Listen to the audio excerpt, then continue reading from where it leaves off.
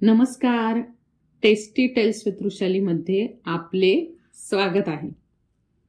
खमंग जिरे मोहरीची फोडणी, छान असा कढीपत्त्याचा वास, एकसारखं तिखट लागलेले असे इडलीचे मऊ काप तुम्हालाही खावेसे वाटतायत? तर चला आजच्या चवीच्या प्रवासात बनवूया आजची रेसिपी फोडणी दिलेले इडलीचे काप म्हणजेच इडली फ्राय. काही वेळेस काय होतं, आपण इडली केली की सांबार संपतं आणि इडली शिल्लक राहते. त्यावेळेस अशा प्रकारे जर आपण इडली फ्राय केला तर सगळ्या इडल्या अगदी फस्त होतात. आता या इडलींचे मी काप करून घेते.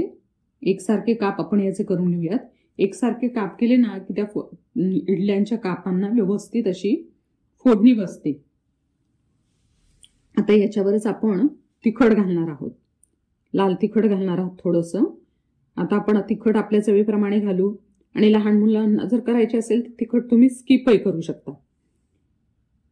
हे तिखट आपण सगळ्या पीसेसला एकसारखं लावून घेऊयात. आता फोडणीसाठी आपण तेल घालूयात.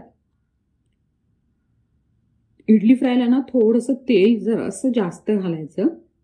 आता याच्यामध्ये आपण मोहरी घातली. मी ना इथे नेहमी ती लाल मोहरी असते ना, बारीक देशी गावरान मोहरी, ती वापरते.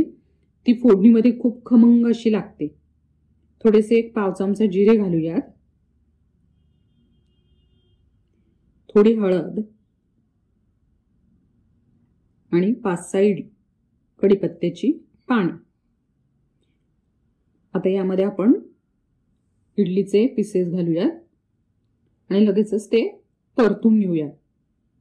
आता जेव्हा आपण लहान मुलांसाठी इडली करणार आहोत आणि तिखट स्किप करणार आहोत त्यावेळेस मग आपण जे चाट मसाला घालतो तो थोडा जास्त घालूयात. इथे आपण कोथिंबीर घातली आहे आणि सर्वात शेवटी आपण घालणार आहोत चाट मसाला. इथे मी मीठ घातलेलं नाहीये कारण इडली करताना आपण मीठ वापरलेलं होतं आणि चाट मसाल्यामध्ये सुद्धा मीठ असतं, त्यामुळे इडली फ्राय करताना मीठ घालायचं नाही. आता सकाळच्या घाई गडबडीच्या वेळेस आपल्याला इडली करतो त्यावेळेस सांबर करण्यासाठी वेळ नसतो. त्यावेळेस अशा प्रकारचा इडली फ्राय जर आपण केला आणि तो नाश्त्यासाठी दिलात तर आपलाही वेळ वाचतो आणि लहान मुलांनाही इडली फ्राय खूप आवडतो. तर अशा प्रकारचा इडली फ्राय तुम्ही सुद्धा ट्राय करून बघा. तुम्हाला माझी रेसिपी कशी वाटली हे कमेंटमध्ये नक्की कळवा. माझ्या व्हिडिओला लाईक करा, चॅनलला सबस्क्राईब करायला विसरू नका.